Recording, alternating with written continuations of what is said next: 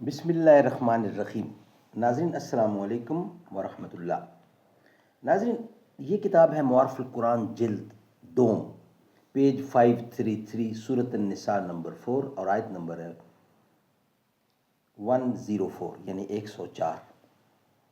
ناظرین، episode number ہے 88 اور وی لاگ نمبر 499 اور ہیڈنگ ہے معارف و مسائل، ربط آیات، سفر اور قصر کے احکام۔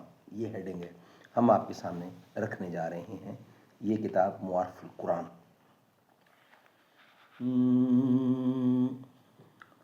دل سے جو بات نکلتی ہے اثر رکھتی ہے، پر نہیں طاقت پرواز مگر رکھتی ہے۔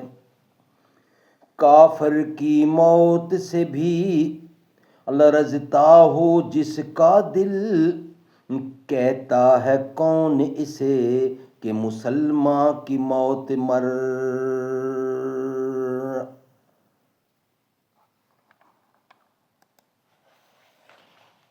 ناظرین، یہ کتاب جس کا ٹائٹل ہے معارف القرآن، معارف القرآن جلد نمبر 2، سورۃ آل عمران سے لے کر سورۃ النساء تک، پارہ نمبر 3 کا رکوع نمبر 9 سے لے کر پارہ نمبر 6 کا رکوع نمبر ہے 4۔ رائٹر ہے اس کتاب کے حضرت مولانا مفتی محمد شفیع صاحب عثمانی رحمۃ اللہ علیہ، مفتی اعظم پاکستان۔ ناظرین، ہم روزانہ کی بنیاد پر کم از کم ایک یا ایک سے زیادہ ویلاگ آپ کی خدمت میں رکھتے ہیں، اس امید سے، اس یقین سے کہ آپ خود بھی سنیں گے اور لوگوں تک پہنچائیں گے۔ نحمدہ ونصلی علی رسولہ الکریم، بسم اللہ الرحمن الرحیم۔ قال النبی صلی اللہ علیہ وسلم، خیرکم من تعلم القرآن وعلمہ۔ بہترین لوگ وہ ہیں جو خود بھی قرآن پڑھیں، دوسروں کو پڑھائیں، سکھائیں، لکھائیں، سمجھائیں۔ تعلیم اس کو چاہیے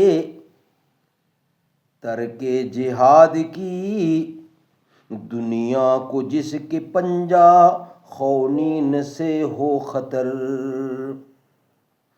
پھول کی پتی سے کٹ سکتا ہے ہیرے کا جگر، مرد ناداں پر کلام نرم و نازک بے اثر۔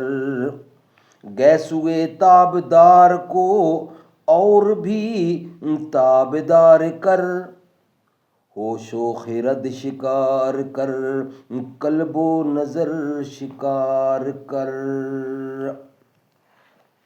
ناظرین، ایپیسوڈ نمبر 88، وی لاگ نمبر 499، پیج 533، معارف القرآن جلد نمبر 2۔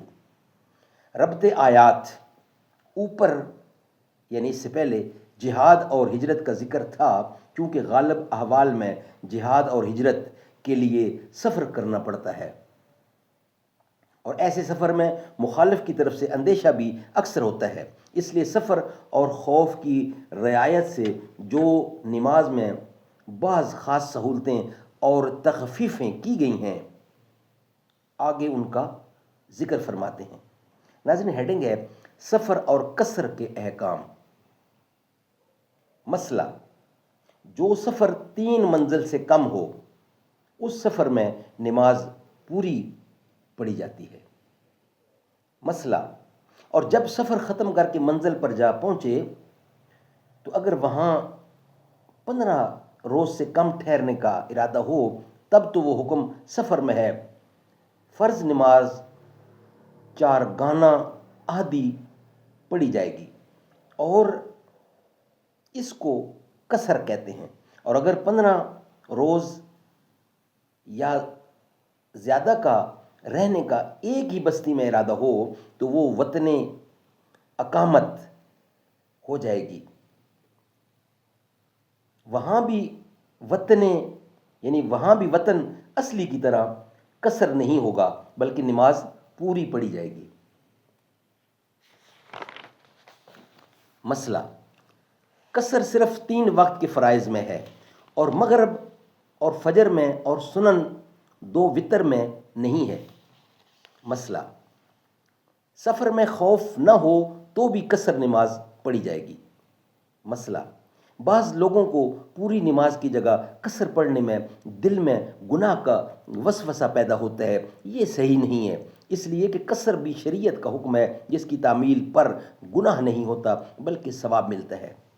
مسئلہ: آیت میں وَإِذَا كُنْتَ فِيهِمْ فَأَقَمْتَ لَهُمُ الصَّلَاةَ، یعنی جب آپ ان میں تشریف رکھتے ہوں، اس سے یہ نہ سمجھا جائے کہ اب صلاۃ خوف کا حکم باقی نہیں رہا، کیونکہ آپ کی ذات بابرکات اب ہم میں موجود نہیں، اس لیے کہ یہ شرط اس وقت کے اعتبار سے بیان کی گئی ہے کیونکہ نبی کے ہوتے ہوئے کوئی دوسرا آدمی بلا عذر کے امام نہیں بن سکتا۔ آپ کے بعد اب جو امام ہو وہی آپ کے قائم مقام ہے اور وہی صلاۃ خوف پڑھائے گا۔ تمام ائمہ کے نزدیک صلاۃ خوف کا حکم آپ کے بعد بھی جاری ہے، منسوخ نہیں ہوا ہے۔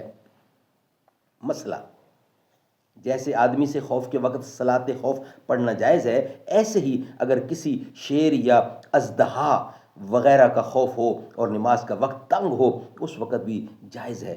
مسئلہ: آیت میں دونوں گروہ کے ایک ایک رکعت پڑھنے کا تو ذکر فرمایا، دوسری رکعت کا طریقہ حدیث میں آیا ہے کہ رسول کریم صلی اللہ علیہ وسلم نے جب 2 رکعت پر سلام پھیر دیا تو دونوں گروہ نے اپنی ایک ایک رکعت بطور خود پڑھ لی۔ مزید تفصیل احادیث میں موجود ہے۔ ناظرین، یہ ویلاگ ہمارا یہاں ہی کمپلیٹ ہوتا ہے، انشاءاللہ نیکسٹ ویلاگ میں حاضر ہوں گے۔ یہ ویلاگ ہم یہاں ہی مکمل کر رہے ہیں۔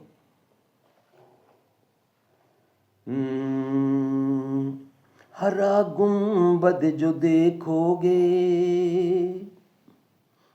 ہرا گنبد جو دیکھو گے زمانہ بھول جاؤ گے،